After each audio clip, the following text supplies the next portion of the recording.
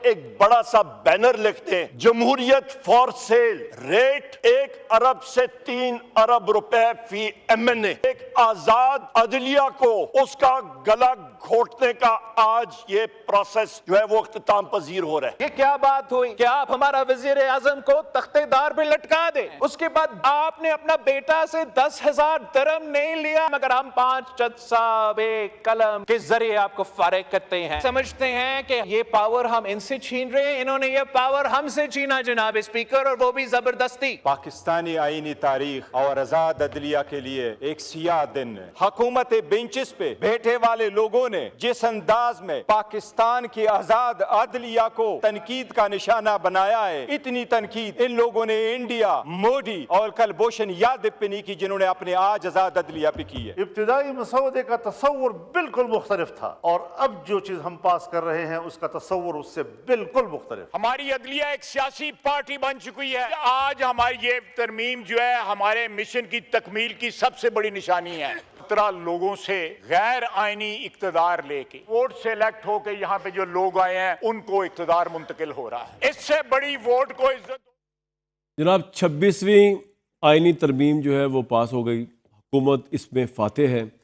इसमें ऑब्वियसली दो पर्सपेक्टिव है। हुकूमत का पर्सपेक्टिव तो चल गया पता आपको, वो जीत चुके हैं, लेकिन जो उसके ऑपोजिट पर्सपेक्टिव है वो मैं पेश कर देता हूँ। उसमें जो क्रिटिक्स हैं वो ये कह रहे हैं कि इस वक्त आज़ाद अदलिया का जनाजा जो है बड़ी धूम से उठा है और पार्लिमान के दोनों ऐवानों ने यानी सेनेट और कौमी असम्बली ने इसको मिलकर उठाया है, और इसके अंदर अब सीनियरिटी के प्रिंसिपल को सेट साइड रख के चीफ जस्टिस ऑफ पाकिस्तान जो हैं उनको बेसिकली देखा जाए तो हुकूमत की डोमिनेटेड एक जुडिशल कमीशन जो है वो उसकी तैनाती करेगा।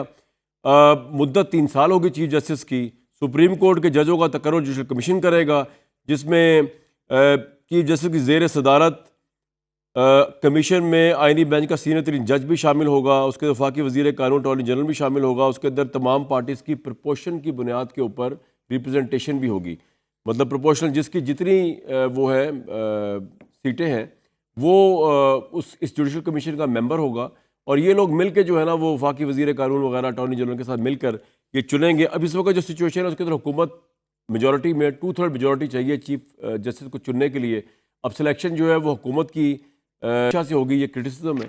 और जो पोजीशन है उसके अंदर ऑब्वियसली नून लीग सबसे आगे है। नून लीग के लोग जो है वो सेनेट के हिसाब से भी और कौमी असम्बली के हिसाब से भी वो इस कमेटी के अंदर डोमिनेटिंग है। पीपल्स पार्टी भी इसके अंदर बहुत डोमिनेटिंग है, और ये मिलकर जो है सुन्नी इत्तेहाद कौंसिल लेट सपोज उसके सिर्फ कौमी असम्बली के 2 और सेनेट के 3 मेंबर जो है इस कमेटी के अंदर शामिल होंगे, और ये कमेटी अब जो है वो मिलकर करेगी। अब इसके अंदर सीनियरिटी का अगेन मैं बता दूं कि वो प्रिंसिपल जिसमें परसेप्शन ये था कि एक जज जो है वो हुकूमत अगर लगाती है या लगाती रही थी इससे पहले तो वो कंट्रोल हो जाया करता था पाकिस्तान की पॉलिटिकल इन्वायरमेंट के अंदर। तो अल जिहाद ट्रस्ट केस में जो फैसला आया और उसके बाद ये सारा एक बन गया प्रैक्टिस पाकिस्तान में कि हुकूमत का कोई इन्फ्लुएंस नहीं था, प्राइम मिनिस्टर कोई इन्फ्लुएंस नहीं था, कोई पार्लियामेंटेरियन कोई और शख्स जो है वो चीफ जस्टिस ऑफ पाकिस्तान को तैनात नहीं कर सकता था, अब वो कर सकता है। इनमें सबसे इंटरेस्टिंग बात, बाकी सारी बात अपनी जगह पे है, जो शहबाज शरीफ साहब और बिलावल भुट्टो साहब की स्पीच थी ना, वो काला नाग हो या वो सफ़ेद नाग हो या वो लाल नाग हो, जो उन्होंने लॉजिक पेश की है इसकी लॉजिक ये कि क्योंकि वज़ीर आज़म को ये जजेस जो हैं ये उनको अनसर्वनली या अनलॉफुली पॉलिटिकल फ़ैसलों के ज़रिए निकालते रहे, अब उसका रास्ता रुक जाएगा। उसमें शहबाज शरीफ साहब ऑब्वियसली पानामा के डसे हुए हैं और बिलावल भुट्टो जरदारी साहब यूसुफ ज़गलानी वाले केस में डसे हुए हैं।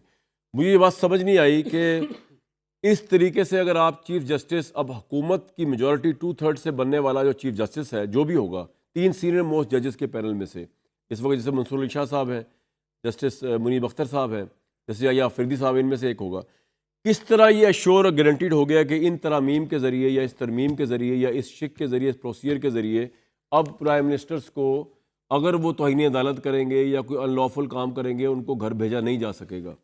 किस तरह ये तय हो गया है कि कोई जज जो नए सुप्रीम कोर्ट का चीफ जस्टिस अपॉइंट होगा हुकूमत की मंशा से, वो कोई अनलॉफुल काम नहीं करेगा, वो पार्लिमानी जमहूरियत को सहारा देगा, वो पार्लिमानी जमहूरियत के ख़िलाफ़ नहीं जाएगा, उसको स्ट्रेंथन करेगा। ये किस तरह गारंटीड होगा? ये जजेस जो 3 के पैनल से बनाए जाएँ या पहले सीनियरिटी से आते वो हैं तो जजेस हम में से ही, यानी वो पाकिस्तानी हैं। अगर आप ये कह रहे हैं कि पाकिस्तान के जजेस करप्ट थे जिन्होंने प्राइम मिनिस्टर्स का तख्ते पलट दिए, उनको नाअहल करार दे दिया, तो वो जो जजेस हैं वो आज भी वही जजेस हैं, वही दो आंखें हैं, वही दो कान हैं उनके, वही उनकी ग्रूमिंग हुई हुई है उसी पॉलिटिकल लीगल सिस्टम में से निकल के वो बाहर आए में। वो किस तरह गारंटी करेंगे कि इस मुल्क के अंदर वो पार्लियामान पर हमलावर नहीं होंगे अनलेस और अनटिल हुकूमत के जहन में कोई बहुत ही कुछ स्पेसिफिक आइडिया है किसी खास जज के मुतालिक जिसको वो लगाना नहीं चाहती थी और उसके अजायम से उनको खतरा था। लेकिन अब इन अदर वर्ड जो सबसे बड़ा क्रिटिसिज्म मुझे कि सेपरेशन ऑफ पावर जो है वो आज पार्लियामेंट जो आज दस्तूर की थी वो ख़त्म हो गई है, जिसके अंदर जो 3 पिलर्स थे रियासत के, यानी कि executive authority, the government, the parliament और अदलिया, इन तीनों ने अपने अलग अलग स्फेयर्स में इंडिपेंडेंटली काम भी करना था, एक दूसरे को चेक एंड बैलेंस भी करना था। अदालत का काम तो और ज़्यादा वो था कि उसने सबको चेक एंड बैलेंस करना होता है। वो अदालत जो है वो तो हो गई फारिग, वो चली गई है अब टोटली पार्लियामेंट के नाम पर हुकूमत की कस्टडी में। ये क्रिटिसिज्म है इसके ऊपर बात करने के लिए, और बहुत दिल दुखा हुआ है ये। अगर हम स्पीच सुने, शहबाज शरीफ साहब की स्पीच सुने और एंड में वो दर्द भरा शेर सुने नवाज शरीफ साहब का, जो मैं आपको सुनवाता हूँ, अभी तो लगता ये है कि ये तो पूरी की पूरी एक रिएक्शनरी तरमीम है। मतलब कि दिल दुखाया, हो सकता है बिल्कुल ज्यादती की हो जजों ने, उन्होंने ज्यादती करके प्राइम मिनिस्टर्स को घर भेजा पनामा केस के अंदर, तौहीन अदालत केस के अंदर, भुट्टो साहब केस के अंदर।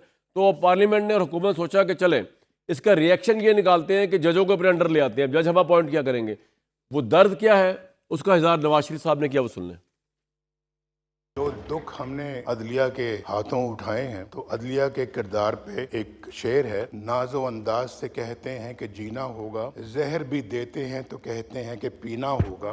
जब मैं पीता हूँ तो कहते हैं कि मरता भी नहीं, और जब मैं मरता हूँ तो कहते हैं कि जीना होगा। जनाब स्पीकर, मियां नवाज शरीफ साहब ने जो शेर कहा है बड़ा बरमौका और बड़ा बरमहल कहा है, लेकिन जरा थोड़ा सा वजन को जरा ख्याल रखना होता है शेर के अंदर। जहर भी देते हैं कहते हैं कि पीना होगा, इसमें तो नहीं लगाना वरना शेर का बेड़ा गर्क हो जाता है।